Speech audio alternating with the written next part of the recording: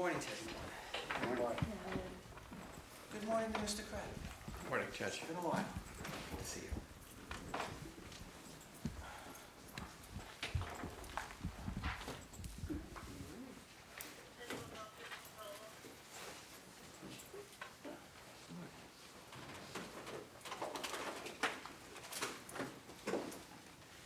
This is Kelly versus Tambusi, docket number 624-24. Could I have appearance of counsel, please? Good morning, Your Honor. Flavio Camuves, K-O-M-U-V-E-S of Weissman and Mintz for the plaintiffs. Good morning, Your Honor. Patricia A. Villanueva for Wiseman and Mintz for the plaintiffs. Good morning, Your Honor. Michael Carucci of the law firm of Sills, Cummins & Gross on behalf of the defendants. Good morning, Your Honor. Peter Venero, also of Sills, Cummins & Gross, also for defendants. Thank you. Very good. All right. Are you going to be, one attorney going to be arguing, or are you going to split it up? Yeah, it's mainly going to be me, I'm sure. You either got to say we're going to split it. No, it'll be me. So Okay. pass me that. She may tug, if she tugs on your coattail or writes a note for you, I'll give you time. Okay, thank you. All right. Then, counsel, I'll hear you. Great. I had a chance, first of all, I just want to say I had a chance to read all these paper submissions. Thank you for the high quality work. Thank you, Your Honor. So I think what's fundamentally here is the basic question in this case is New Jersey law sets residency requirements for 2 of the 15 members of the board. To be clear, we're only talking about 2 out of the 15 members. We're not talking about the whole board. Camden and Middlesex. Camden and Middlesex, exactly. And the substantive issue is, are the residency requirements something that have to be met only at the beginning of the terms or throughout? I think when you look at the 2012 Restructuring Act, there's a reason why those 3 counties, Middlesex and Essex and Camden, were selected to have representatives. And that's because where the Rutgers main campuses are. So it wasn't, let's pick the biggest counties in the state, or let's pick where the legislative leaders happen to reside, or some other criteria where most of the students come from. It's the placement of the campuses. And that's... Historically, there's Rutgers North, Rutgers New Brunswick, Rutgers Camden campuses. Absolutely, absolutely. And Rutgers Camden and Rutgers Newark would always complain that Rutgers New Brunswick got the center of attention as the flagship. That's true. That's true. And so the statutes gave, the Restructuring Act gave Camden a specific voice, gave Newark a specific voice. They also gave Middlesex a specific voice. And because look, a lot of the Board of Governors, I mean, you've seen from the bios, they're folks from out of state, they're folks from all over, but it was important in the legislation, in the agreed upon legislation, that that those 3 have representation on the board. And the legislature, the way they made sure they had legislation is they didn't say, well, we want somebody who has some ties to the county or somebody who might have lived there at some point. They said, we want people who reside there to be the champions for those counties. And if you think about it, right, if the residents... Just hold on 1 second. Sir, what are you here for? This case. Oh, you're here for this case, okay. You look familiar to me from another case, so I thought you might have been on one of my other cases. No. Okay, I'm sorry. Sure.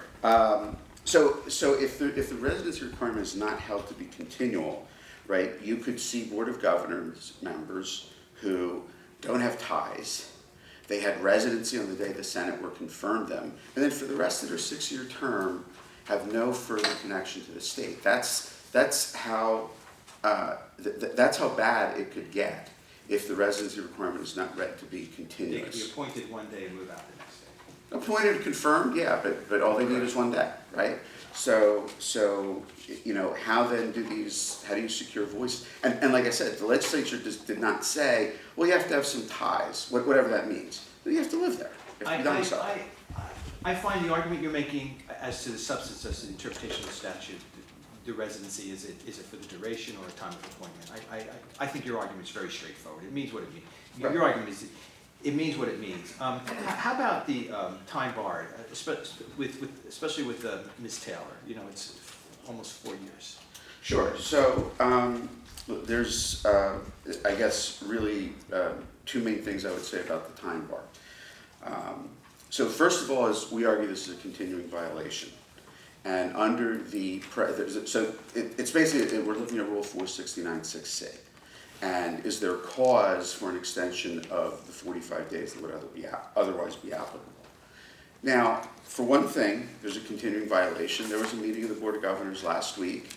I don't know if Tim and Lucy Taylor were there. I assume they were. But they showed up. They voted. They exercised power. They sit on the board right now. And so that's sort of the first issue, is that it's a continuing violation. In addition, in Cradaville versus Rutgers, 469-6, which is another challenge to Board of Governors members' service, was held to justify the exception to the 45-day limit. In Save Camden, which was a challenge to another, it was the Camden Board of Education, but it's another board that administers schools, that was held to apply. And in Ray Christie's appointment of Martine Perez, it wasn't that limitation, it was the 45 days to appeal, but that's subject to the same exception in the interest of justice, and that was held to apply. And that is an active case, as is Safe Camden. So that's sort of my first reason is the continuing violation. The second reason is based on analogous challenges to education governing boards, the exception in the interest of justice applies. The third thing I would say is, I don't entirely agree that it's 4 years for Ms. Taylor.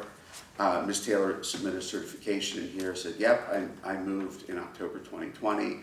Her voter registration says that she didn't re-register in Monmouth County until, I think it was October 2022. So look, they're still beyond 45 days, but I don't think we're literally talking about 4 years. The second thing is constructive knowledge is being charged to all three plaintiffs from the fact that these public records, these land records appeared, from the fact that these voter registrations were filed. And the statute of limitations is a defense, and what the defense will tell you is like, well, look, the union president commented in response to an article. I don't see anything in there about the individual plaintiffs. And I don't know if it's right or fair to start a lawsuit just on the basis of an article. What would you say, and I'm going to ask the same question to the defendants now, what would you say to the line of thinking that plaintiffs are arguing residency requirement is time of duration, is for the duration of the appointment. Defendants are saying it's at time of appointment. There's no clear precedent where you could present something to me and say, this is what the law is, here's my ruling consistent with that ruling. There's no clear precedent. So it's an interpretation. You're giving one interpretation, defense is giving another interpretation. Wouldn't it serve the public interest to bring a definitive ruling as to what is meant by this? Because if not, won't this then continue to exist and have the and then create the risk that it would occur all over again in the future? Absolutely, and that's another reason why bringing a declaratory judgment, settling this case, it is going to recur, right? I think it's going to recur. It's going to recur. Hopefully not, but it could recur. It could. And what's going to happen with that is there are going to be people who say, people who move out, and we're going to be relitigating how did the plaintiffs get actual knowledge, how did they get constructive knowledge of that, and then we'll be wrestling with the main issue. So I'm going to ask you a question, but I'm really giving Rutgers a heads up for what the question is, because if I should conclude that Rutgers' interpretation is correct, wouldn't that just encourage people to have a residence in either one of these three counties, get appointed, and then move? It certainly could.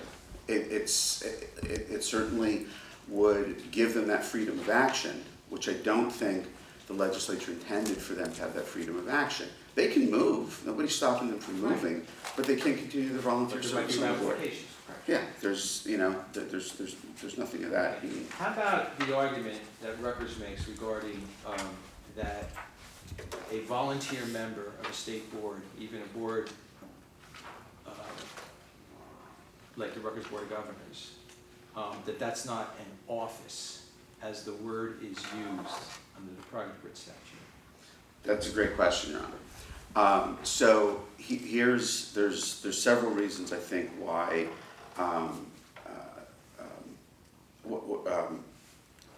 why that argument is flawed.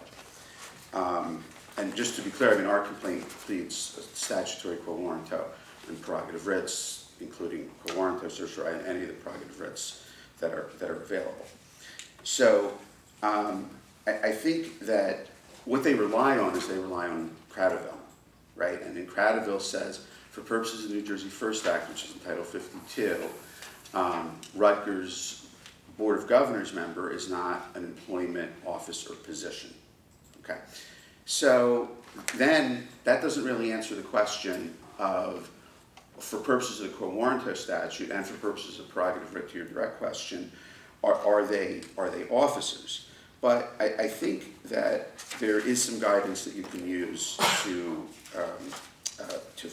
follow that.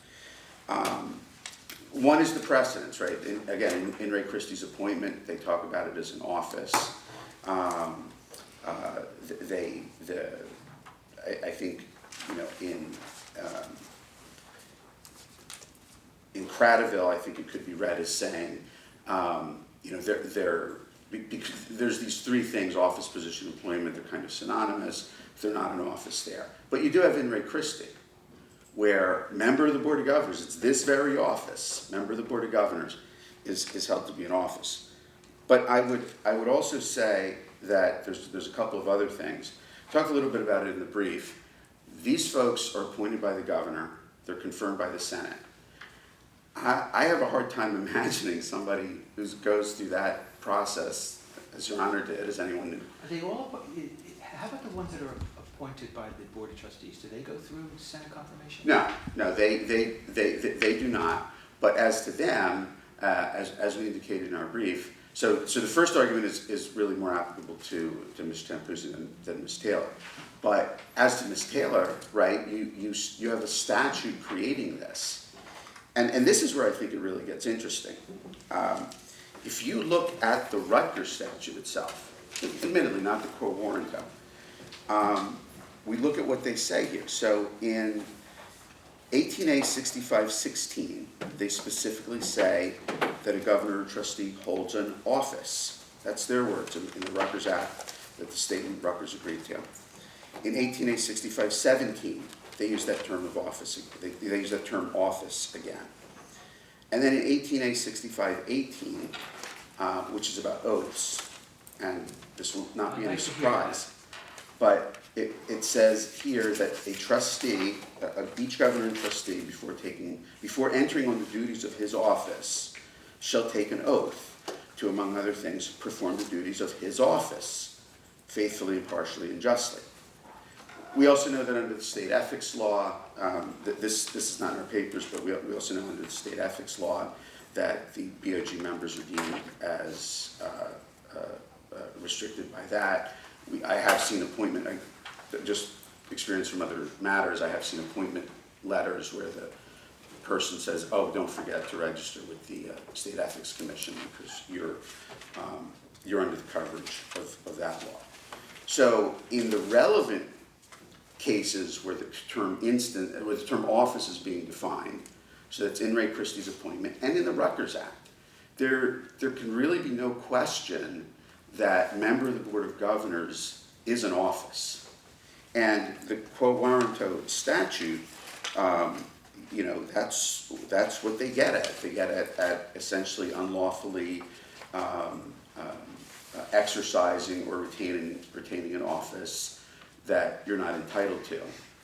And by incorporation by reference to the prior precedents, basically says any taxpayer of the jurisdiction can bring about a challenge to that.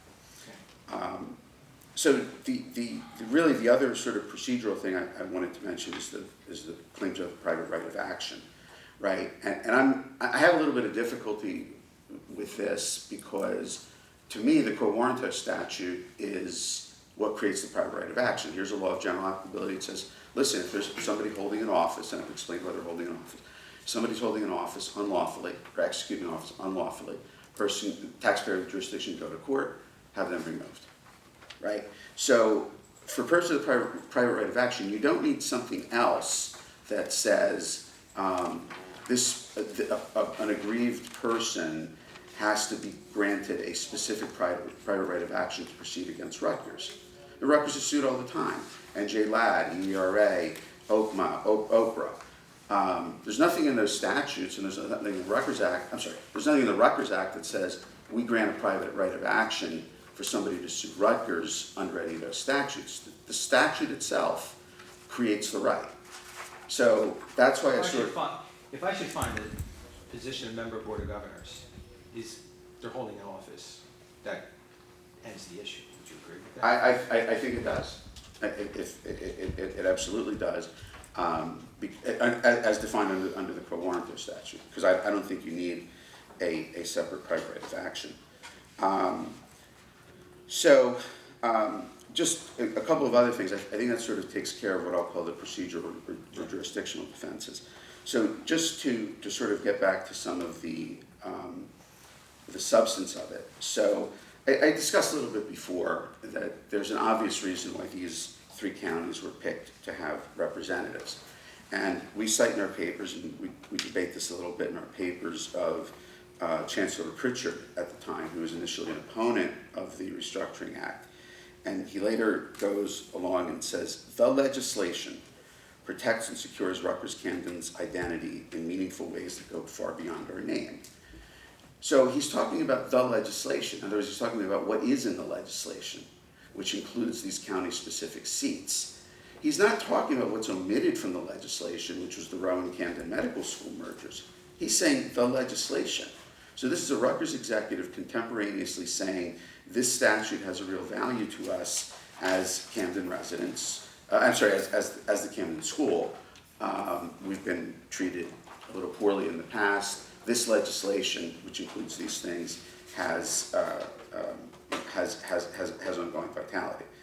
I think we briefed, I don't think I'm going to expand on this anymore, about the use of being the present participle as suggesting that it was... No, you don't need to. Yeah. And just, to go back I'm to... going to relive my college days with English grammar, which I never learned properly. I will. That's it. Take the cue, right? Yes, take the cue. The other thing I just wanted to mention is, so there's some debate in the papers about Daniel Hahn's December 5th article, and this is where the union president speaks in response to this. And so, I said that about the significance of the timing, but I don't think it counts for much more than that. At the moment, in that moment, you've got a reporter on the phone, and the reporter is asking you for comment. And the governor's office defers comment to Rutgers, right? I don't think that the decision on how to handle a specific, probably emergent press inquiry can really be used to say how Rutgers feels about this, how the state feels about this case. They didn't intervene, they didn't file an amicus, I don't know what their opinion is. But I don't think you can take from that article that, oh, well, they referred the question to Rutgers, so the state doesn't really have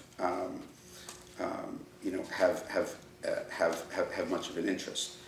And But let me ask you a question. I want to have real clarity on your argument. Are you arguing that the language in the statute is unambiguous and thus then the literal meaning of the words is sufficient enough? Or are you arguing that the language regarding residency is ambiguous and I should go beyond it, and that's why you're raising this issue?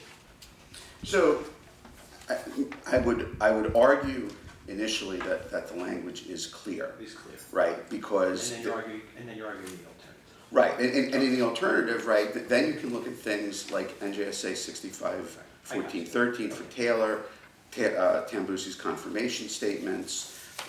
You can look at legislative history, but I don't think there's an ambiguity in any sense of the word there. And, you know, whether you're interpreting a statute or a contract, the rules are fundamentally the same, right? You start with the text. And I would say you can end with the text as well. You know, it's a little. What I'm sort of getting at is I don't think that as between statutes and contracts, the changes are all that Peter, different. when they say residency, they mean residency. It's obvious what it means. That's your argument, isn't it? Yes, yes. And that if they residency- wanted to say a time of appointment, they would have said a time of appointment. Absolutely. I mean, there's. That's why I find that your argument from a legal perspective is rather straightforward. Unless Your Honor has any further questions. Thank you very much. Thank you. Okay. Mr. Carucci, your argument? I am, Your Honor. First, that is.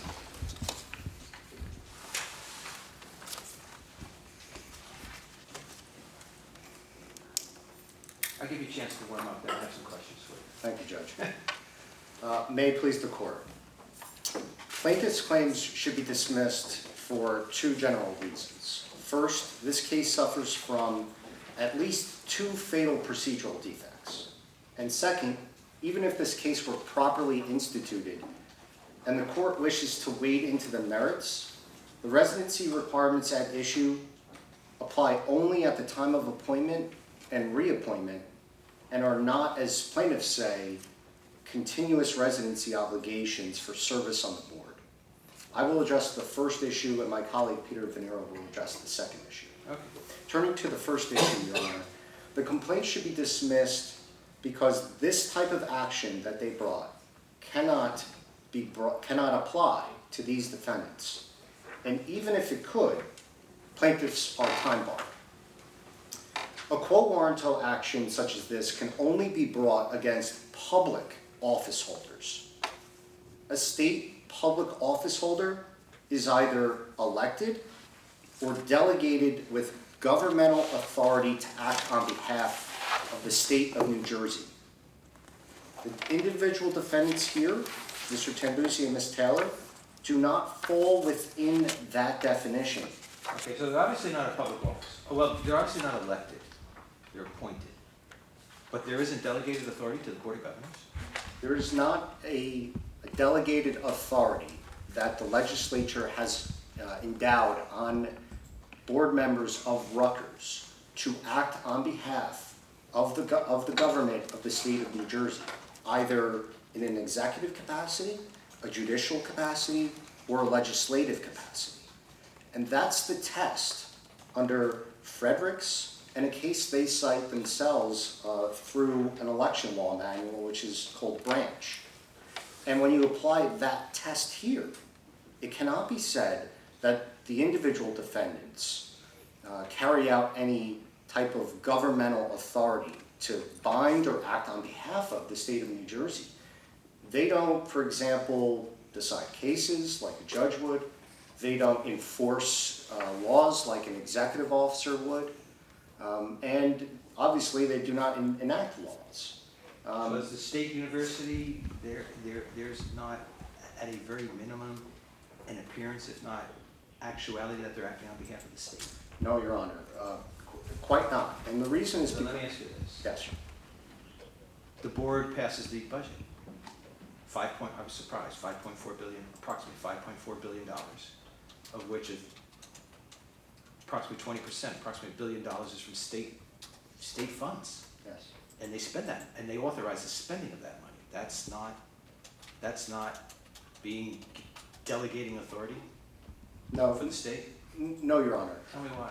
Well, first of all, I think it's important if we remind ourselves that Rutgers began as a private institution, and it actually preceded the country's founding, and it only became the state university in the 1940s and then in the 50s under the Rutgers Act. That was a consummated contract between Rutgers University, which was then a private university, and the state of New Jersey. When it entered into that contract was then codified into law. known as the Rutgers Act of 1956. And the bargain at that point was that Rutgers, all of its property, the private property and facilities and the institution, the academic learning environment, all of that would be served to fulfill a public function, if you will, as well as a private function of educating citizens of the state of New Jersey. In exchange, the state agreed to appropriate funds and to support the university. And by the way, this is not unusual. The state does appropriate funds for many state colleges and universities throughout the state, right? So the fact that there is an appropriated sum of money that comes to Rutgers on an annual basis from the state does not transform the nature of this bargain. And the Supreme Court, in the Peluso case and in the Lippman case, describes Rutgers as a hybrid institution. It is a public-private entity. And so, certainly not the appropriations themselves, Your Honor, would vest or endow or charge these defendants, who are really just fiduciaries and volunteers. They're fiduciaries of the university. Okay? They do not act with individual agency or authority to bind the state of New Jersey. They're not fiduciaries to the public also at large? Say again, Your Honor? They're not fiduciaries to the public at large? No, Your Honor, most directly, they are fiduciaries to the university itself.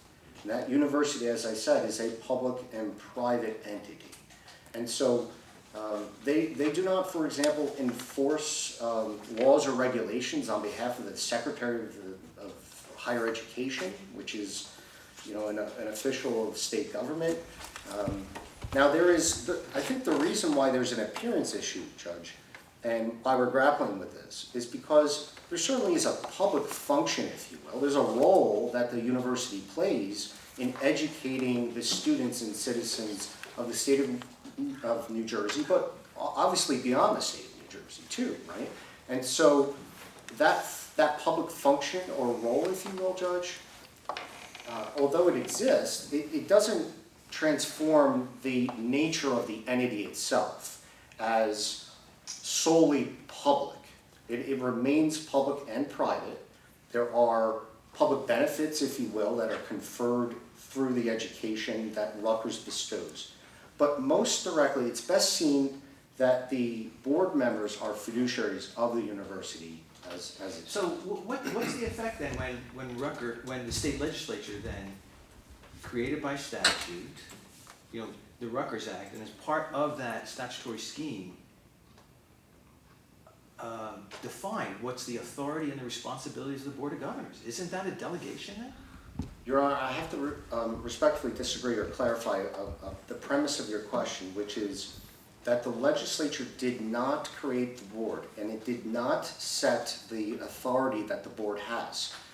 Those provisions are part of the consummated contract in the Rutgers Act. In other I've got a words, statute right here, 18A, 65-25. It's a statute. yes, The statute can only be created by the legislature. Am I mistaken? you are, Your Honor, respectfully.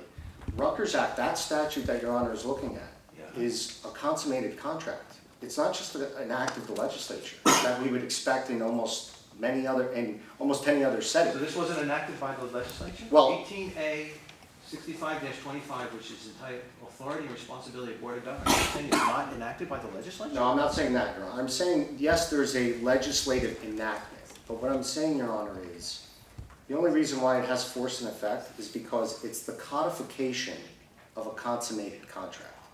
If Rutgers did not consent to that provision, it would not exist as a matter of law, certainly not So constitutional when they law. consented, it became law. Right. But what I'm saying, Your Honor, is... But isn't this statute a delegation of authority? No, Your Honor. It's best seen as a reflection of the contractual compromise and bargain that Rutgers entered into with the state of New Jersey. And so the two parties to that contract agreed to these terms and provisions about the Board of Governors being the main body that would govern the university and manage its affairs, and what those authorities would be. But both parties had to agree to that, Your Honor. And so it's not as if the legislature, in just an act of the legislature, imposed a law and said, the Secretary of Higher Education shall do X, Y, and Z, and then that secretary is then charged with governmental authority. Rutgers Board of Governors does not have governmental authority. It's an instrumentality of the state, but it's not an instrumentality of government. So when the authority and responsibility of the Board of Governors is set forth in this statute, it says for the Board of Governors has the authority to disperse all monies appropriated to the university by the legislature. Correct. You're saying that that's just a contract and it's not a law? What I'm saying, Your Honor, it is both a contract that is codified into law, but what's important, Your Honor, is that provision and the other powers that the Board of Governors have. It doesn't confer governmental authority on the board. It simply says that they have authority to act on behalf of the university to disperse funds.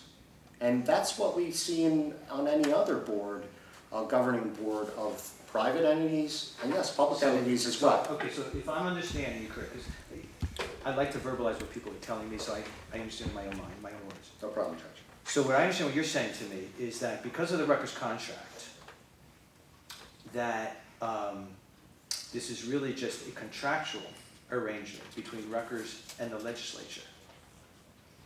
And so then if I'm understanding you correctly, then I'm having a hard time then distinguishing then what's the difference between the Board of Governors at Rutgers and a Board of Governors at any other private university.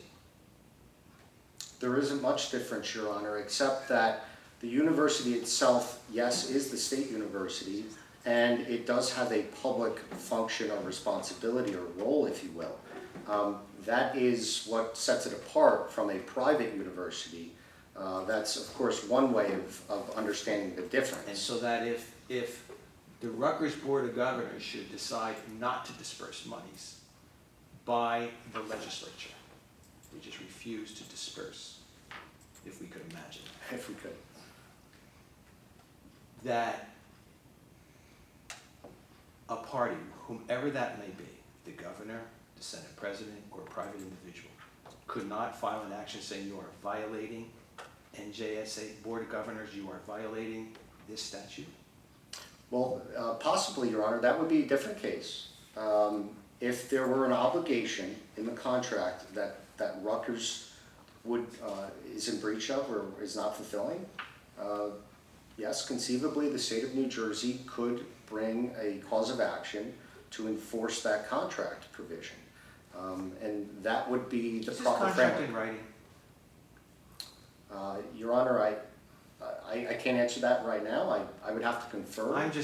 It may be. There Your is Honor, this but- contract, but yet, contracts, we talk about writings, signed by the parties, that to me is a contract. Yes. And I feel as though there is no writing. There were many, many discussions, consultations, negotiations, and it resulted in the statute. Yeah. Judge, That's the contract, the statute. Judge, Am I incorrect in that? I think you are, Judge, You are. respectfully. You don't have to say respectfully. I can't say right now if there's an actual contract that we would typically see in an ordinary private setting. What I can tell you is this, Judge, is that the terms were agreed to by both parties, and that the governing bodies, both the Board of Governors and the Board of Trustees, passed resolutions contemporaneous to this agreement that explicitly provided for its consent, and that its consent was that the passage of that law was contingent on that consent. So whether it's the resolution combined with the statutory provisions or what make up the contract, or if it's like an actual piece of paper where it's all embodied in one document, either or, it almost doesn't matter in my opinion, Your Honor, because it's form over substance. But if you look at the resolutions, okay? And there's case law, settled case law from the New Jersey Supreme Court that delves into this at length about the history of Rutgers University being a public-private hybrid institution. It's Peluso, it's the Lipman case. I encourage the court to read those decisions carefully. Your Honor, I think you'll see that in those opinions, it will accurately reflect what I've stated. Okay. And so, again, using that test, the standard that I think the court has to be guided by is to what is a public office, right? Are we talking about an elected official? Are we talking about somebody who is, charged with governmental authority? These defendants don't fit that definition. And defendants can't argue otherwise. They essentially argue 2 points in their papers. They say, well, there's a public role or function, and I've already addressed that, Your Honor, that, well, merely because there's a public benefit or function doesn't transform the nature of the position itself. And the second is that the body itself is created by law, but I've addressed that point too, Your Honor, that it's not an exclusive creation of law. It is a contractual agreement between both parties where they are both jointly creating the Board of Governors. And so there has never been a case, Your Honor, that I'm not aware of, where the ancient cause of action of quo warranto has reached down into a hybrid institution like Rutgers and to eject suddenly 2 volunteer, unpaid fiduciaries, 2 unpaid board members, as if they were some elected official who was not properly elected. This is a extreme and radical extension of what we understood quo warranto to be. And so for that reason, Your Honor, it should not apply in this setting at all. But even if the court disagrees. Okay.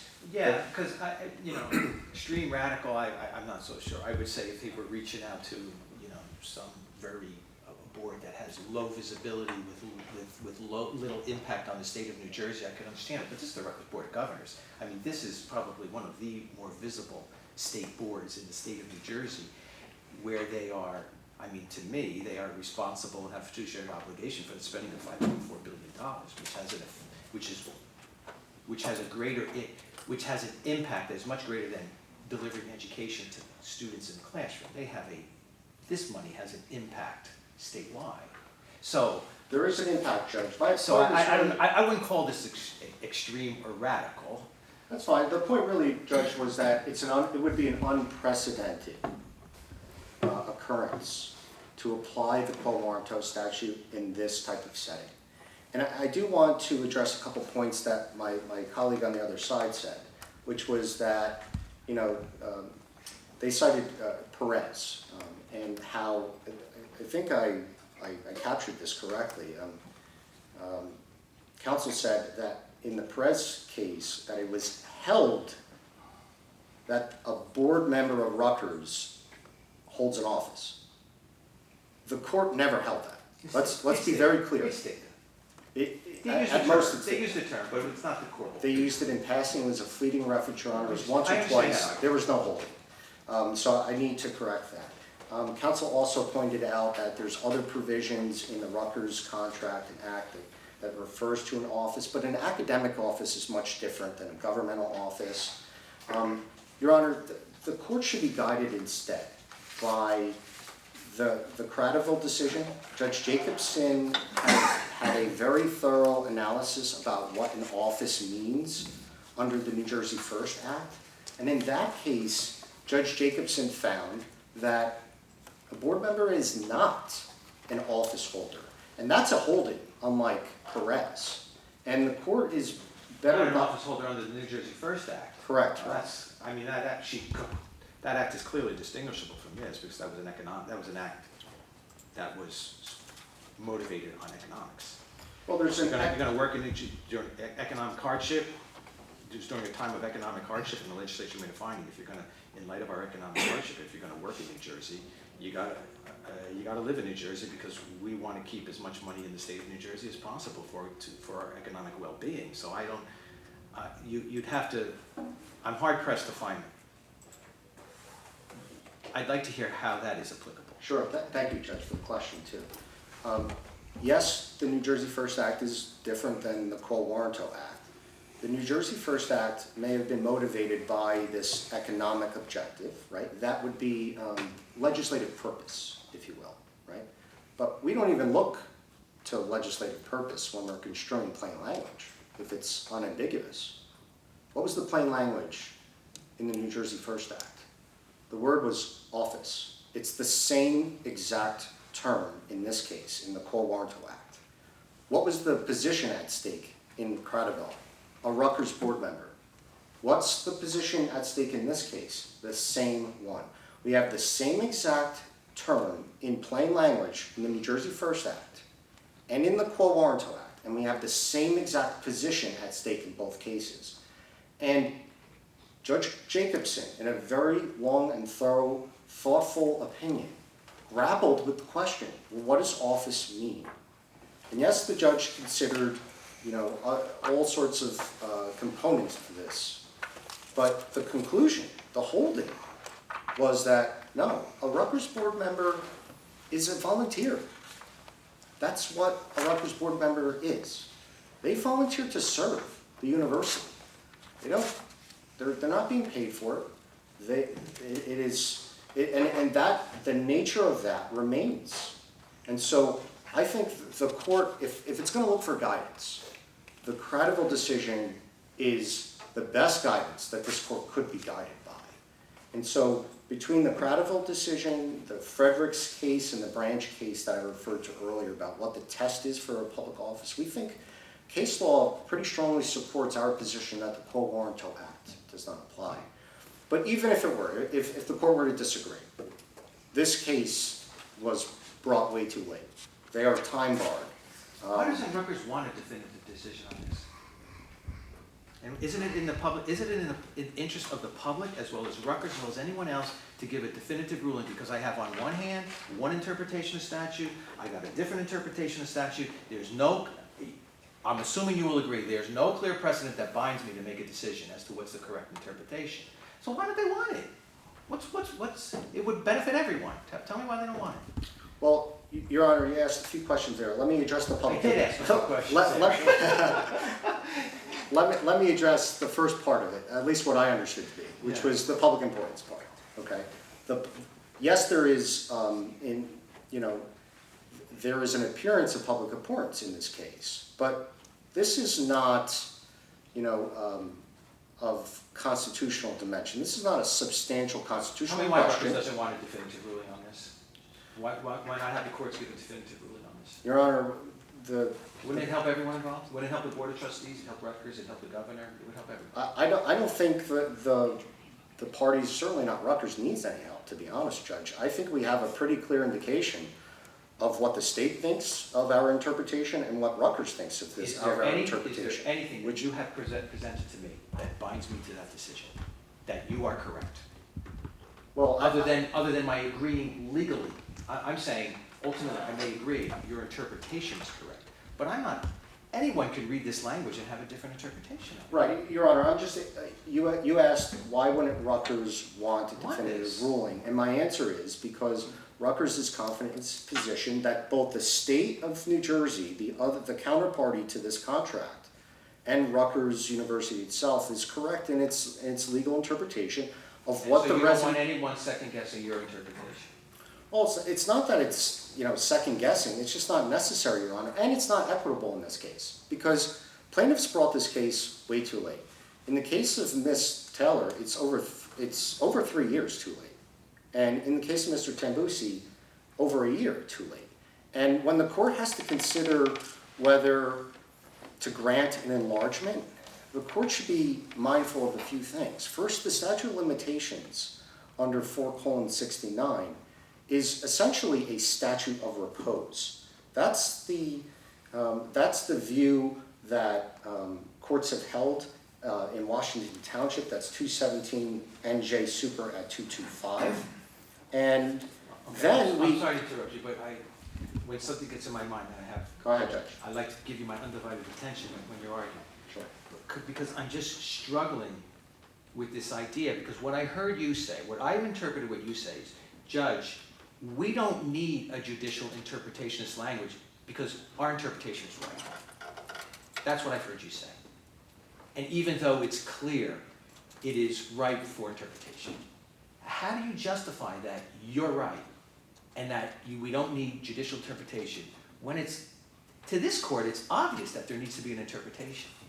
Well, a few things, Judge. One is, again, it's not just our interpretations, right? It's that our understanding with the state of New Jersey as the counterparty to the contract seems to indicate that we are correct, but it's more than that. It's also, Judge, that it's just not equitable to allow plaintiffs to bring a cause of action to try to cause disruption on Rutgers University and the way they govern the university, right? Because that's what we're talking about here, Judge. We're talking, this is not, an academic exercise or an advisory opinion. The plaintiffs seek to do something unprecedented, which is to suddenly eject two sitting board members who have been serving there for a very long time and to cause disruption on the Rutgers University governing body, okay? This is a private grievance that a union has against the way the university governs itself. This is not a case of substantial constitutional question. This is, at most they can articulate... No, it's the third prong. I'm dealing with the third prong. Is there a public interest at stake? There's a generalized... You know what I meant when I said the third prong? Yes, Judge, I do know. That's the public importance prong, and Yeah, yes... it's about that. Yes, but plaintiffs can only articulate a generalized statement of public interest, like many cases have. It really needs to clear a high bar when we're talking about a substantial question, Judge. And I can give examples of cases that cleared such a high bar, but, and this case is not one of them. Save Camden was one of the cases my colleague mentioned. But you know what was at issue in the Save Camden case? The fundamental constitutional right to vote. Okay? That was a substantial constitutional question in Save Camden. That's not this case, Judge. The Perez case, which was also cited by my colleague on the other side, the court held that it was a substantial public interest to decide what the appointment powers were of the governor and the Senate president. Okay? And if Perez is going to be a guide, it should be about whether to enlarge the limitations period.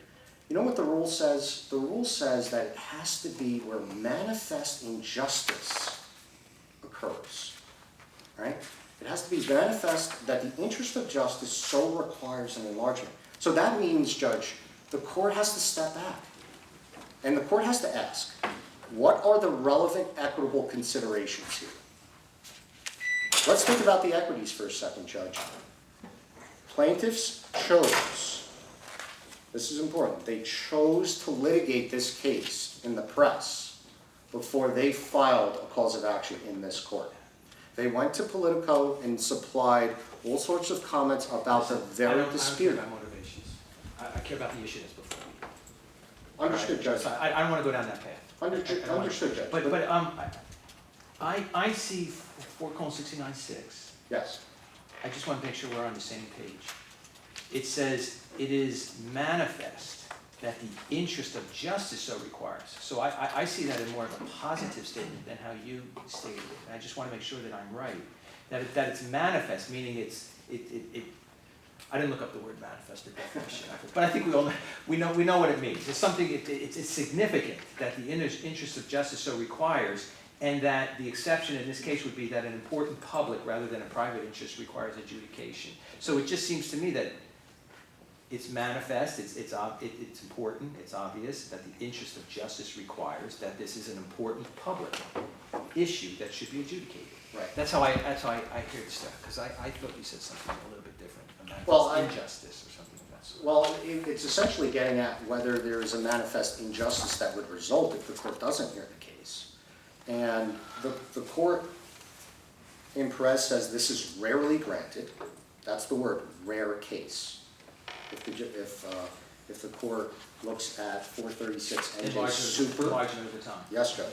That's 436 NJ Super at 585. It's a rare case. And what the court needs to consider when it's balancing or considering the relevant equitable considerations is, well, why the delay? What's the reason for the delay? Why did plaintiffs take years to bring this case? Why did they, and I refer to the political article, Judge, not as to question motivations. I don't like to get into motivations either, Judge. The point of it was that they were on actual notice of the very issue at stake in this case. And instead of bringing a timely lawsuit, they went to the press. So, to me, I want your thoughts on this. That's right. I appreciate the quality of the argument that's being presented. Thank you. If I'm evaluating enlargement of time by the third prong, Yes. is delay really relevant? Yes, it is, Judge. Because it's really about what's the strength of the argument that there's a public interest question at stake. So should it really matter? If there's a really meaningful public interest at stake that I should find, does it really matter then what's the delay? Great question, Judge. I think it's both. Okay. First, it's an equitable analysis. So by that nature, the court has to consider all of the factors here. Okay, that's one. Second, yes, Judge, the court should look at what is the degree of public importance. Yeah. I've argued that it's merely generalized at best, but really I think it's a private grievance. Second, Judge, I can't find a case, and certainly not a case that plaintiff cited, where a court says, you know what, this is a substantial matter of public importance, and we're going to excuse knowing or intentional delay. We're going to excuse where plaintiffs slumber on their rights. When I look at the decisions that plaintiffs cite and the case law, I don't see anything like that. In Perez, for example. Well, let me just interrupt you. Yes. So it seems from this colloquy that we just had Yes. that I have to sort of have a weighing scale of evaluating the nature of the delay, the length of the delay versus the public interest. The higher the public interest, the longer I should allow the delay, the lower the public interest, the more important delay gets factored in. Would you agree with that then analysis? Pretty much, Judge. There is no case that articulates it that precisely, unfortunately, but that's how I harmonize the case law, because we know from, it's in the Cradaville decision, Judge Jacobson says that the court has to consider all relevant equitable factors. It's in the comments to the rule book, and it's in other cases where it's this equitable consideration.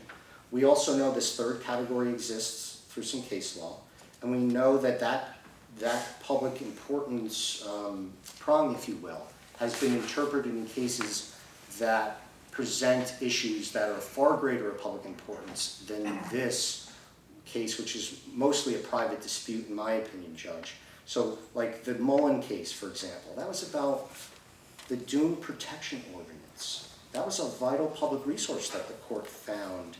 And yes, the court enlarged the statute of limitations in that case. Plaintiffs had complained for 13 years to Point Pleasant that they weren't enforcing the code.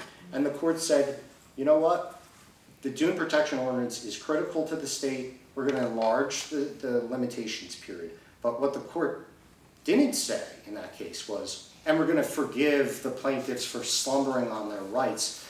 Here, the court has to find that plaintiffs slumbered on their rights. And there is no other explanation for it. They were on record notice for years. They were on actual notice in advance of the expiration of the limitation period. For that reason, Judge, the court can handle this case quite simply and easily.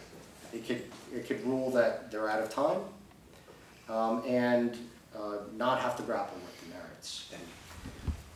Third, my colleague on the remaining part. Thank you. Thank you, Judge.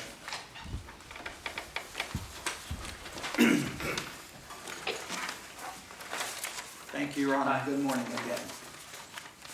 I appreciate Your Honor has suggested some questions for me. If you would just allow me a minute to just put everything in Probably forgot context. that. You're gonna have to remind me what they were. Yeah, I will. I'll try to remember. Try to remember that. May it please the court. The Rutgers Act is subject to unique rules of construction and enforcement. That is a critical fact that should inform all aspects of Your Honor's analysis. And that is because the Rutgers Act serves as a codification of a consummated contract between Rutgers and the state. Whether that's a piece of paper somewhere in a vault or whether you look to the statute, I think Your Honor is correct. The statute is the codification of the contract. Those are the terms passed by the legislature, but passed because it was codifying an existing contract or a contract that came into being. That means when construing the residency requirements in the Rutgers Act, we look not only to the canons of statutory instruction, where we could get into ambiguity versus unambiguous, but also we look to the rules construing contracts. And it's not just the rules construing private contracts, it's the rules construing a legislative contract. And I'm going to get to that in a moment, if I may. But let's start with the plain language of the Rutgers Act. The residency requirement should be read in context of the entire clause in which it appears. In the case of Camden, the residency requirement is part of a phrase providing that the member shall be appointed by the governor with the advice and consent of the Senate. The present tense of being a Camden resident is connected directly to the time of nomination by the governor and confirmation by the Senate. That present tense does not extend beyond the appointment process. Just give me a second. Of course, Your Honor. Okay, 7 of whom shall be appointed by the governor with the advice and consent of the Senate, with one of those members being a resident of Yes, Camden. all part of the same clause. So we need to look at the clause as a whole. That present tense does not extend beyond the appointment process, and the So same. the key word is appointed to you. In our appointment by the governor and confirmation by the Senate in the case of the Camden residency requirement, and in the case of the trustees, it's appointment only, as Your Honor has already acknowledged. There's no gubernatorial nomination there. If the legislature had wanted the residency requirement to be a continuing obligation, and if the parties, when they drafted this contract, wanted a continuing obligation, the statute would have described that explicitly. How do we know this? Because that's precisely how lawmakers in other statutes with other residency requirements have done so. In our brief, we cite 2 examples. 2, I could cite to you here. One is there's a statute dealing with boards of education, local boards of education. There is a process for removing boards of education. And you have a residency requirement with boards of education. You must live in the municipality or the district. The statute clearly says a vacancy occurs when you cease being a bona fide resident of that district. We cited in our brief the case of the county executive. There's a statute that says specifically, county executive has to be a qualified voter and must live in the county continually. Although it wasn't provided to me, just a quick research on Yes. on behalf of my staff and myself, revealed that there are boards, state boards, started with the local council mandates, because when I was a young attorney, I was one of the first cases before then, on a charter school case. But there are boards where the legislature says residency at time of appointment. They use that phrase. So if they use that phrase so you're saying the residency is, you gave examples to support your interpretation, but yet there's other examples where the legislature specifically used the phrase at time of appointment. Council on Local Mandates, New Jersey Racing Commission. So if they are explicitly stating it in some statutes, wouldn't that say then they should have, if they meant it, they would have stated it in this applicable statute? I think we're talking about two sides of the same coin. Yes, if they wanted a residency requirement to apply only for appointment, they would have said so. And I think that's what we're talking about here. If they wanted a statute that made it a continuing obligation, they would have said so in that case, and we have given Your Honor examples of those. And in all of those other cases, however, the county commissioner, the county executive, the local board of education, you weren't dealing with a consummated contract. Again, the special rules dealing with the Rutgers Act should be uppermost in our analysis. So you go to plain language. We think plain language is very clear. It's present tense. If there's any doubt, then we look to the rules regarding construction of contracts. And again, not just any contract, a legislative contract. And specifically, we look to the conduct of the parties. And I won't repeat what my colleague said. We have two parties to this contract, and they both seem to agree. The way Rutgers analyzes the statute is the proper way of analyzing these residency requirements. And I just want to point to one other thing, and then I'll turn to the court's specific questions. There is a case cited in both our brief and our reply brief that we haven't heard any discussion of, and it is a critically important case, and that's Berg versus Christie. It's 225 NJ 245. And Your Honor has asked the question, is there anything that binds me to make the decision in this case? And you're right. Although we are relying on settled principles, there is no one case out there that says, here's the answer. But, however, I would say, respectfully, there are decisions that bind the court's analysis, that give the court the proper framework. One of those cases is Berg versus Christie. Berg versus Christie was a case in which the plaintiffs in that case went into court to say that the legislature, in rescinding cost of living adjustments that the plaintiffs believed should have been tied to their non-forfeitable pension right, when the legislature, through a separate statute, rescinded those COLAs, they claim as a matter of contract law, legislative contract law, those changes could not be enforced. And that went to the Supreme Court of New Jersey. Justice Lavecchia wrote the opinion for the court. And she said, we're dealing with a special thing here. We're not just dealing with a statute where you would look to the canons of construction. We're analyzing a legislative contract. And when you have one side, which was happening in that case, trying to enhance an obligation in a legislative contract, we have to find unmistakable, clearly expressed intention by the legislature that that's what they were intending to do. Justice Lavecchia goes so far as to say, and this is at 273, if there is ambiguity requiring resort to legislative history, one is already outside the realm of unmistakable clarity. In this setting, any ambiguity spells failure in terms of creating the right. So our view in this case is plaintiffs are seeking to enhance an obligation. They're turning a at-appointment only residency requirement to a forever residency requirement. That's a binding obligation. That is an enhancement that Berg versus Christie says you must have unmistakable language in that statute. And here, Your Honor, as you have pointed out, you got a reasonable argument on one side, you have a reasonable argument on the other side.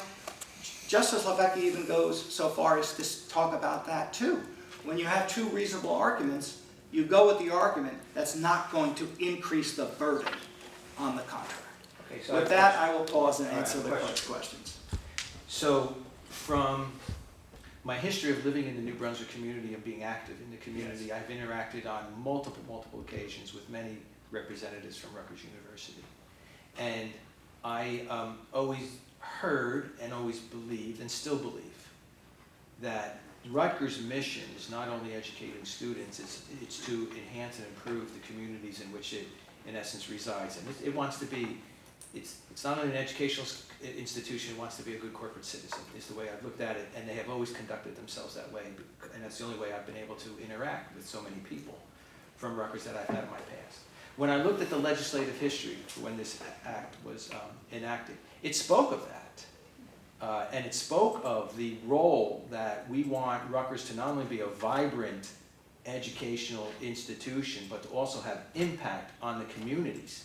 And the communities they specifically reference are Camden, Middlesex, and Essex. So if that is in fact the case, and of course there had to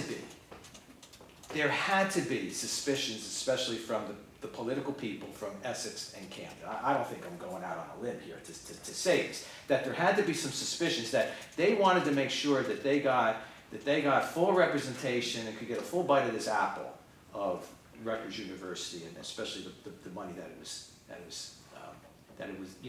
would spend, and the impact, the potential impact it could have on the communities.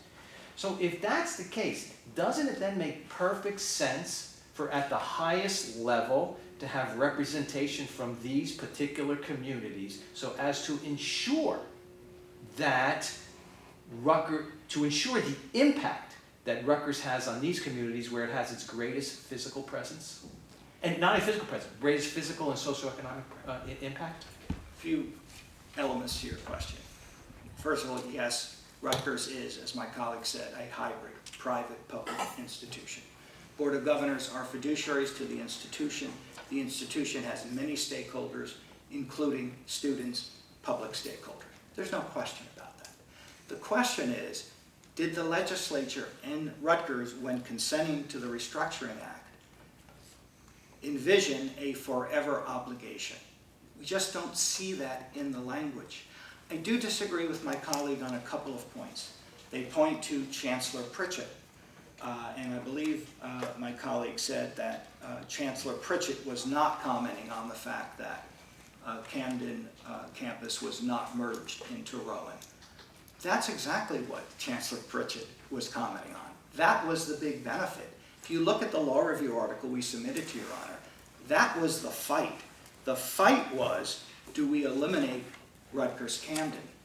That's what Chancellor Pritchett was dedicated to oppose, and he succeeded, he and others. So when he wrote his open letter to the community, and he listed all the ways that Rutgers Camden will benefit, the fact that he didn't list a permanent residency for a Camden resident, I think is significant if Your Honor is looking for any sort of clue. Now, Your Honor is correct. There's no coincidence who the sponsors of the legislation was. There's no coincidence who the Senate President was, who the Speaker was. The counties are aligned. The counties are aligned both in terms of a legislative explanation, and the counties are aligned in terms of where are the campuses located. The question to the court is that enough, looking at the Berg analysis, for me to turn a plain statute that clearly says at appointment you must be a resident? Is that enough to turn that plain language into something more, a permanent obligation? We think the answer to that question is no. We also think there are mechanisms in the Rutgers Act to remove a member of the Board of Governors.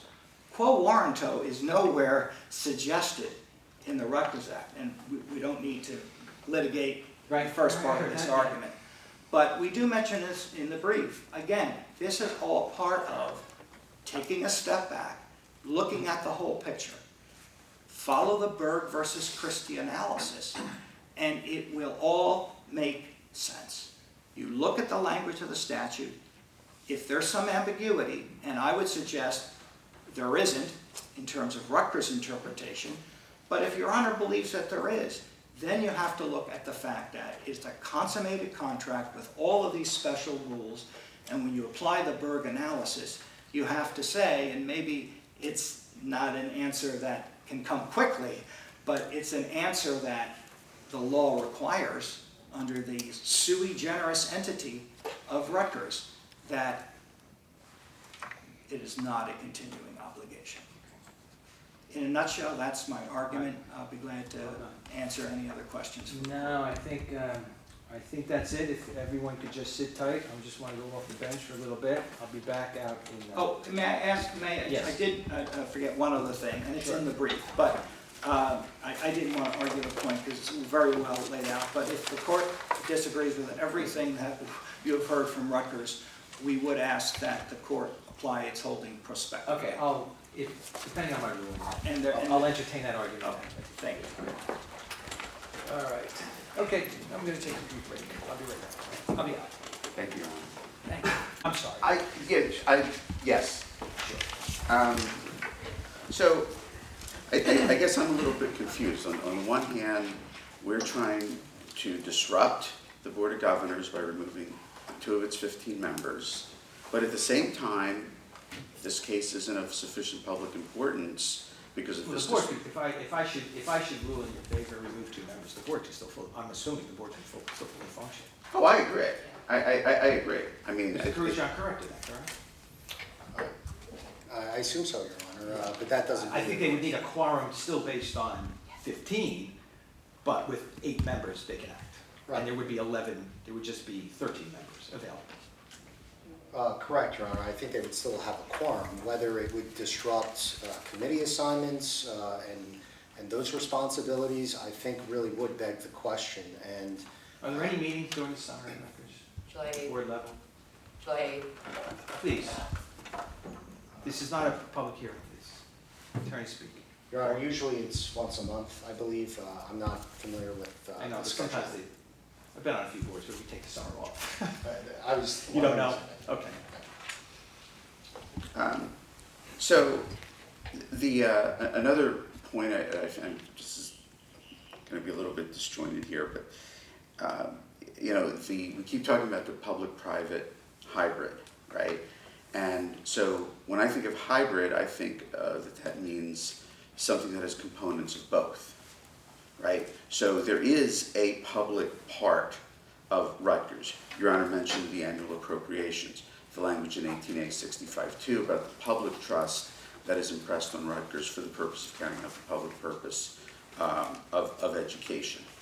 And public office is not, the word public is not mentioned in the quo warranto statute.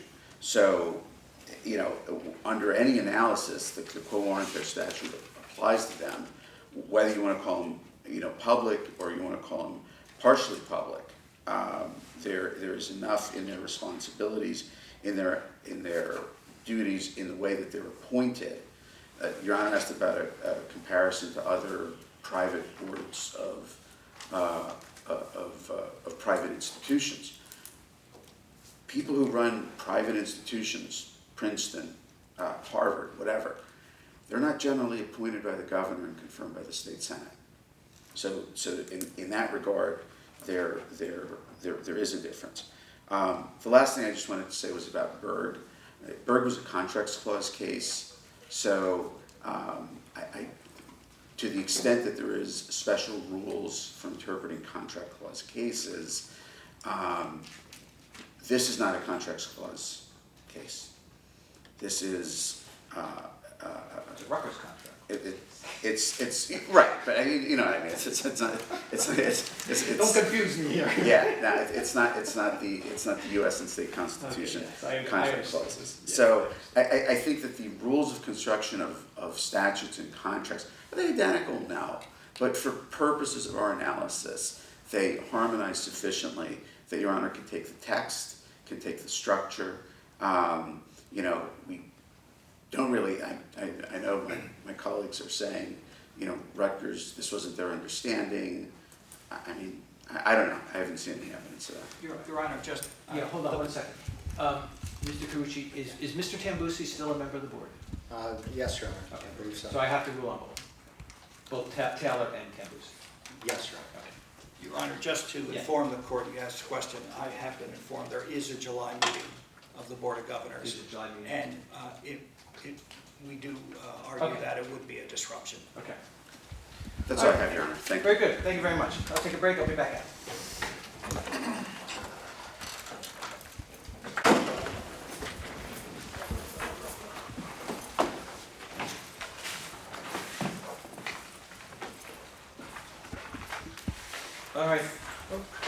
Okay, thank you, everyone. I had the benefit of really excellent briefs that were submitted. I've had the benefit of oral argument. Not that I'm going to pat myself on the back, but I worked hard on this in preparing for oral argument. And so not to minimize the sophistication of the arguments that were presented to me, I just think because this case was just prepared and presented in the right way, I'm ready to make a decision right now. So by way of verified complaint, and I'm going to give you my decision first, and then I'm going to give you the reasons. Because you used to always bother me as an attorney waiting for a decision. This way I could not act, you know. But in any event, so I'm granting plaintiff's application, and I'm declaring William Tambusi and Heather Taylor as disqualified as a member due to the residency issue for the following reasons. By way of verified complaint, order shall cause plaintiffs Erin Kelly, James Brown, Rutgers Council of AAUP chapters, American Association of University Professors, American Federation of Teachers, AFL-CIO. They seek to oust defendants William Tambusi and Heather Taylor from their office as member of Rutgers Board of Governors because pursuant to NJSA 18A 65-14B, Taylor was appointed to fill the requirement that one member of the board be a resident of Middlesex County, and Tambusi was appointed to fill the requirement that one member be a resident of Camden County. The defendants admit that both individual defendants no longer reside in the county they resided in at the time of their appointment. Defendant Taylor moved from Middlesex County to Monmouth County in or about October 2020. Defendant Tambusi moved from Camden County to Atlantic County in or about June 2022. To this court, after reviewing the papers submitted and after hearing oral argument, the issues presented are: one, are the plaintiffs procedurally barred from bringing this action? Two, the board members hold an office, that's in quotation marks, an office as required under 2A 66-6. And three, is the residency requirement in the statute for the duration of the appointment or only at time of appointment. This matter is proceeding in a summary fashion, and action can proceed summarily so long as the salutary purpose of swiftly and effectively disposing of matters while affording parties full opportunity to advance their respective positions may be achieved, and this is what occurred in this matter. Plaintiff proceeds in this matter pursuant to NJSA 2A:66-6. It states, a proceeding in lieu of prerogative writ may also be instituted as of right against any person for usurping, intruding into, or unlawfully holding or executing any office or franchise in the state by any person who, under the former practice, would have the requisite interest to exhibit an information in the nature of a quo warranto with the leave of court. Plaintiffs argue they meet the necessary requisite interest test because plaintiff Erin Kelly is resident and taxpayer of Middlesex County and plaintiff James Brown is resident and taxpayer of Camden County. The teachers' union represents a significant portion of the faculty at Rutgers, and defendants do not challenge these assertions. So the first issue for the court is, are the claims made by plaintiffs time barred? Rutgers argues that in accordance with Rule 4:69-6, the plaintiffs had 45 days from the date the board members moved out of the county to file this action. In this case, defendant Taylor moved from Middlesex County to Monmouth in October 2020, and Tambusi moved from Camden County to Atlantic County in June 2022. Rutgers argues that the plaintiffs knew, or should have known, of the change in residence at or about the time the board members moved, and thus the filing of this action in January 2024 is significantly out of time. Rule 4:69-6C permits a court to enlarge the time to file an action if it is manifest that the interest of justice so requires. Courts have interpreted this language to allow enlargement of time under three circumstances. To this court, this third exception is applicable. This exception allows for an enlargement of time when the issue presented is an important public rather than a private interest that requires adjudication or clarification.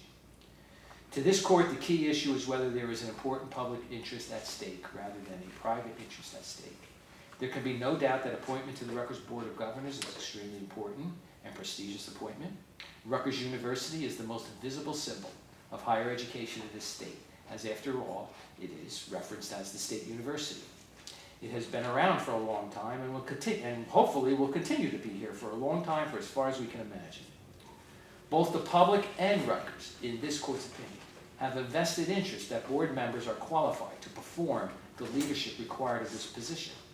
The Board of Governors, which was created by law, is an essential component to the overall governance structure of Rutgers. In this case, plaintiff argues the residency requirement at issue is for the duration of the appointment. Rutgers argues the residency requirement is only at time of appointment. Both sides have not presented any specific case, statute, or any other evidence to establish clear precedents as to which interpretation is correct. It is foreseeable that this residency issue can arise again in the future. Thus, to this court, a ruling on this issue, bringing clarity to what is meant by the residency requirement in the applicable statute, is not only in the interest of the public, but also in the interest of Rutgers, the governor of New Jersey, who appoints members to the board, and the Board of Trustees, who also appoint members to the board. There should be clarity as to this issue that is the definitive, and this can best be provided by judicial interpretation. So even though the party defendants moved out of their respective counties a while ago, the merits, in this court's opinion, of having this public question decided outweighs the harm in allowing the application to be filed out of time. Rutgers argues, so the second issue then for the court is, do board members hold an office as required under the statute? Rutgers argues members of the board do not hold an office as required for this action moving forward. They state that a public office is a place in a governmental system created or recognized by the law of the state, which either directly or by delegated authority assigns to the incumbent thereof the continuous performance of certain permanent public duties. The plaintiffs argue the Rutgers Board of Governors is a body created and recognized by law. It is a body that is responsible for the performance of certain public duties, which in this case is the overseer of the state university. Moreover, Rutgers by statutory mandate is an instrumentality of the state entrusted with a vital state function, providing high quality education and being an incentive for research and study. The applicable portion of NJSA 2A 66-6 states, a proceeding in lieu of prerogative writ may also be instituted as of right against any person for usurping, intruding into, or unlawfully holding or executing any office. It is this court's role to provide meaning to the phrase as to what is meant by the phrase unlawfully holding any office. To this court, the Rutgers Board of Governors has genuine decision-making responsibilities that have an impact on not only Rutgers but also the state at large. The Board of Governors hires the president of the university. The board also has to approve high-level hiring by the president. The Board of Governors approves tuition and approves the annual budget that is approximately $5.4 billion. It is important to note that approximately 20% of Rutgers' revenue, of that $5.4 billion, about 20% comes from the state of New Jersey. The board also has authority over the purchasing of lands and the purchase and or development of buildings. In addition, the Board of Governors sets the overall policy and goals for the university. It cannot be understated that the proper governance created by the legislature must be given significant attention. To this court, the Board of Governors is a working board with meaningful responsibilities. It is beyond dispute that the board has a fiduciary obligation to the students of Rutgers, as well as to the employees of Rutgers, but also overall to the state of New Jersey. Furthermore, in this court's opinion, the legislature, in enacting 18A 65-25, delegated authority and specific authority and responsibility to the Board of Governors, which includes, amongst others, determining the policies for the organization and development of the university, study educational and financial needs of the university, disperse all monies appropriated to the university by the legislature, monies received from tuition and other sources. Goes on to say, purchase all lands, buildings, equipment. It's responsible for employing architects to plan buildings, secure bids for the construction of bids, manage and maintain and provide for payment of all charges. Goes on to say, authorize any new educational department or school consistent with the institution's programmatic mission or approved by the commission. So with these responsibilities in mind, and with the fiduciary responsibilities a board member has, this court finds that each board member does hold an office as contemplated by NJSA 2A66-6.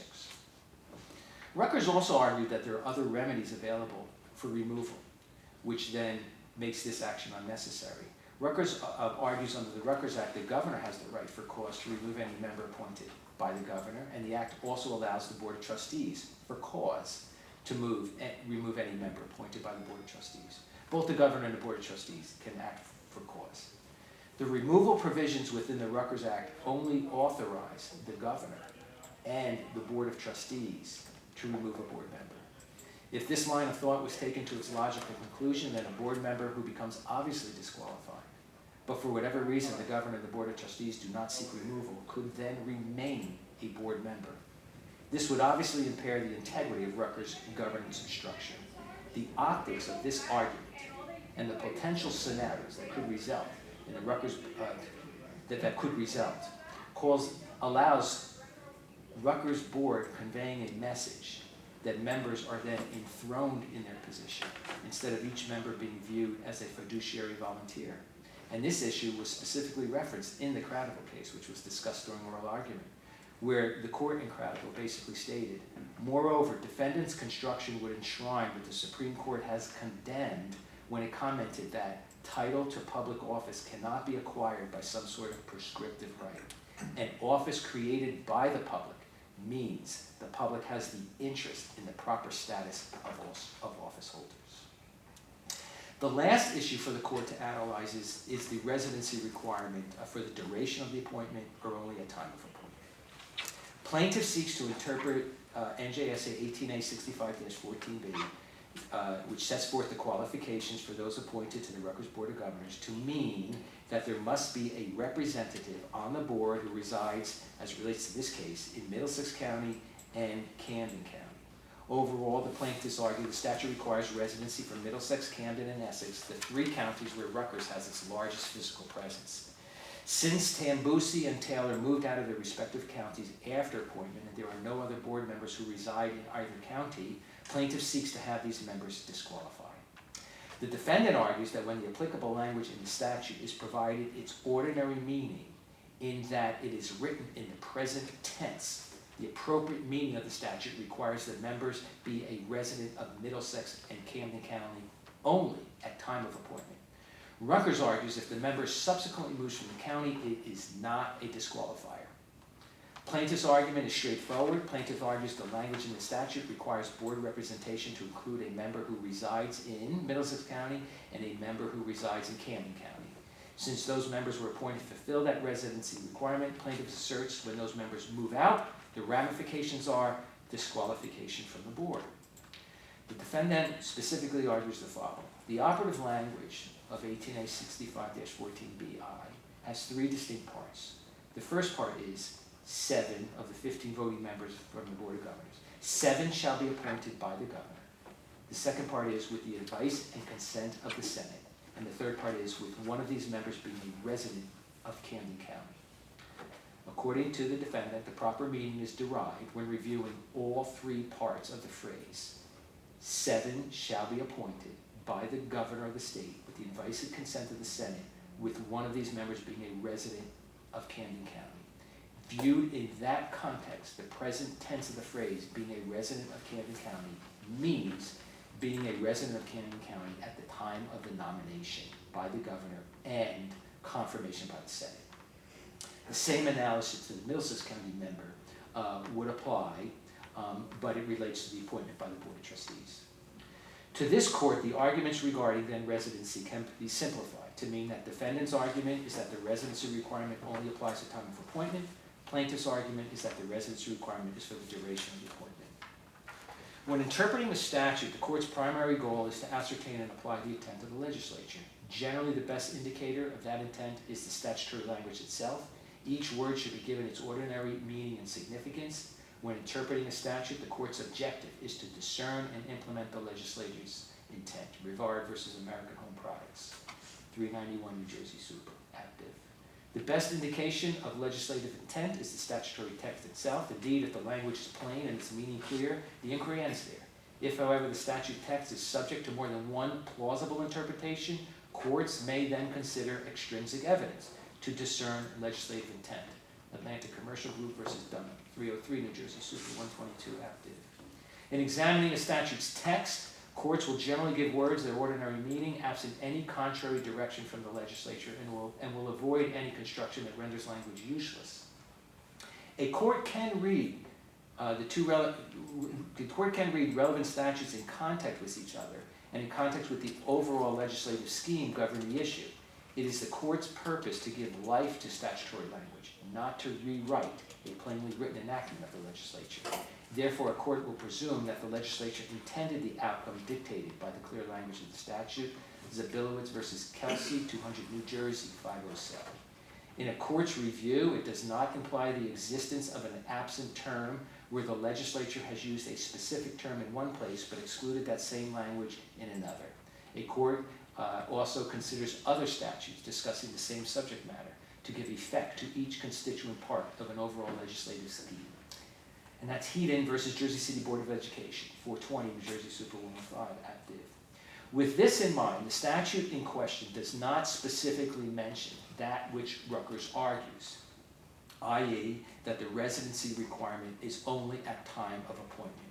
Rutgers, in this court's opinion, seeks to add this element by arguing the plain language of the statute requires this. Yet, the New Jersey legislature has made board membership eligibility upon residency at time of appointment specific with other state boards and commissions. For instance, the New Jersey Racing Commission has certain requirements that must be met only at time of appointment. The time of appointment language is also seen regarding residency requirements for the Council on Local Mandates, the New Jersey Coastal Commission Act, and the Highlands Commission, as just some. These are, to this court's knowledge, active boards with decision-making powers. The above examples, in this court's opinion, establish the legislature's use of the term at time of appointment, and it speaks to the fact that the legislature, when they intended for a residency requirement to be evaluated at time of appointment, they state it. In this case, as to this particular statute that is the subject of this lawsuit, the phrase is omitted. This is especially important in this case because the residency requirement is very specific as to three counties, Camden, Essex, and Middlesex. And they are the counties where Rutgers has a meaningful physical presence and are commonly viewed as the three campuses of Rutgers. There is no doubt in this court's mind that the intent to require representation of these three counties is to ensure that the board has reliable and current information as to the impact Rutgers is having on these counties due to Rutgers' significant presence in these counties. It is in essence having an ear to the ground. Furthermore, it ensures the perception that there is meaningful representation at the board level for the counties that are presumably most impacted by Rutgers. To this court, this interest does not expire at the time of appointment. Rather, it is ongoing, and it is to this court a material term as to why the legislature required a representative from each of these counties. In addition, the legislative history of the NJ Medical and Health Sciences Education Restructuring Act is clear that one of the purposes of the act was to promote Rutgers as a vibrant educational institution intertwined with the communities that it is located in. Thus, comments from the legislative history talk about the goals of the legislation is to create vibrant educational institutions and communities. It goes on to state it is to provide for more vigorous educational communities. It further states that any school, institute, or center that is either transferred to Rutgers as part of the restructuring or as part of Rutgers that is located in Essex, Camden, or Middlesex will remain in those counties. To this court, these comments provide compelling evidence of the legislature's intent to have the effects of this statute promote Essex, Camden, and Middlesex counties. As I stated, no other counties are mentioned in the legislative history. As to these issues, the language focuses on the impact Rutgers has on these counties that go far beyond educating students in the classroom. The history makes clear the value the legislature placed on establishing that Rutgers not only has a physical presence in these communities, but also plays a vital role in the social and economic development of these three communities. There can be no more pivotal reason, in this court's opinion, for requiring a board member to be a resident of these communities than to keep a finger on the pulse of the communities to ensure Rutgers at the board level will best maintain its mission that it owes to each of them. It stands to reason that the best form of representation on the board to fulfill the vision is by having representation on the board from these counties. For all these reasons, the board finds, beyond any doubt, quite frankly, in this court's opinion, that the residency requirement set forth in 18A 65-14B is for the duration of the appointment. As a result of these findings, this court grants plaintiff's application. Board members William Tambusi and Heather Taylor are deemed disqualified to be a member of the Rutgers Board of Governors because they no longer meet the residency requirement set forth in 18A 65-14. This decision takes effect immediately and has no retroactive impact. So now I'll hear you, Mr. Venero, regarding the stay. Thank you, Your Honor. Well, your last sentence may obviate the need for me to request prospective effect only, but just to reiterate what I think that's all that they were asking for anyway. I think they made a specific reference that they were not seeking retroactive. Your Honor, when I say prospective effect, I mean the holding itself, that they're disqualified, would be given prospective Oh, I effect. see what you're saying. I'm So sorry, I it misunderstood. would only affect future appointments. And we believe that that harmonizes the court's goals of setting clear rules and also avoid disruption. I do disagree with my colleagues about the point on disruption. Yes, they could still muster a quorum, but to oust two members of the board who sit on vital committees simultaneously, to my knowledge, that has never been done. There would be disruption. What would be the disruption? Because I see it as Rutgers has 13 board members now. The governor can act quickly. One's a governor appointment, one's a board of trustees appointment, yeah. Correct. But in any event, they have 13 members and they can easily get a quorum. Yeah. They can get a quorum. My understanding, and this is not in the record, we could supplement the record if it's important to the court, is that it would be a disruption. And I also respectfully disagree with the notion that the governor can quickly fill a seat with advice and consent. Yeah, I'm going to take that comment back. Yeah. As Your Honor knows, we have many appointees who are languishing in the. So I wish I could, strike that from the record. Actually, Your Honor, you can. That's the beauty of Your Honor. No, but I think the issue is, I foresee that the Rutgers board can still fully function absent two members. All right. Then I obviously defer to the court's decision. We respectfully disagree, but that is the court's ruling. Then And that's not my ruling, but tell me why you would, other than just saying it would cause a disruption, that's a general statement. In what specific way would it cause a disruption? Because I would consider it then. Well, we say 14 members. Losing 2 of 14 members at the same time, I think is almost officially a disruption. It's not a big board. I've been on big boards, not to personalize this, but there are 40-person boards, 30-person boards. Yeah. This is 14 members, and you're yanking out 2 board members. I think they each chair a committee of the board. Don't hold me to that. I could supplement the record if it's important to Your Honor. Yeah, but what would be the prejudice? If I deny your request for a stay, your application then would be to go to the appellate division to ask for emergent relief, and so that you can have that done in you can have your application in for a couple of weeks, and then it's for the appellate division to decide. So like you could get a decision within 30-45 days. Well, that would, As to whether there should be a stay pending your appeal. but then we would have missed the July meeting. And there what harm could be, would there and be? there could be. Well, they would miss the July meeting, and there could be other meetings scheduled. Your Honor, we think a stay or prospective relief, but particularly a stay, satisfies the goals of Your Honor of clarifying the rules and would allow Rutgers to function without disruption. That's the gist of our argument. Thank you. Counsel?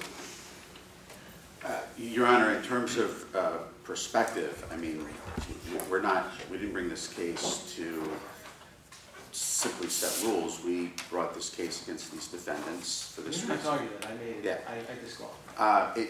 Don't argue, you might Sure. change my mind. In terms of the stay, my understanding is that the Rutgers board year, the fiscal year, whatever you want to call it, is July to June, Yeah. right? So to the extent that there are people on these committees, I don't know if they made these decisions at the meeting last week or they're going to make them at the July meeting, but there's not a lot of reliance interest in these folks being members of committees. People leave the board all the time, and these committees can be reshuffled, they can add people. At the end of the day, the board is really what matters. The board is the final decision-making authority. The committees have no authority on their own. They don't need to follow OPMA because they're not a majority of the board. They're committees. And I think Rutgers can manage with the people that remain. Very So I would good. ask a state to deny. I'm going to deny the request for a stay. In this court's opinion, there hasn't been any evidence presented that the board would be unable to function. To the contrary, this court believes that the board can function with the vacancies that this court just ordered, even though the court ordered it on as of today. To me, the issue is straightforward, and to this court, it's abundantly clear that the legislature required the representatives from the 3 counties to reside in those counties for the duration of the appointment. And I don't see any hardship that would occur to Rutgers that warrants a stay of this decision. And so I'm denying the wish for stay. Thank you very much. Thank you, Your Honor. Thank you, Your Honor. Oh, will you prepare an order, send it in, both as to my substantive decision and denying the stay? Unless you want to submit an order, because you may want the order for the stay. I don't I think, mean, it if doesn't matter. if it's in one order, I don't Okay, think, very good. we did have to ask for it in order to go to the course. appellate division, Your Honor. Thank you very Okay, much. thank you very much. You have it, Shirley. You did a great job.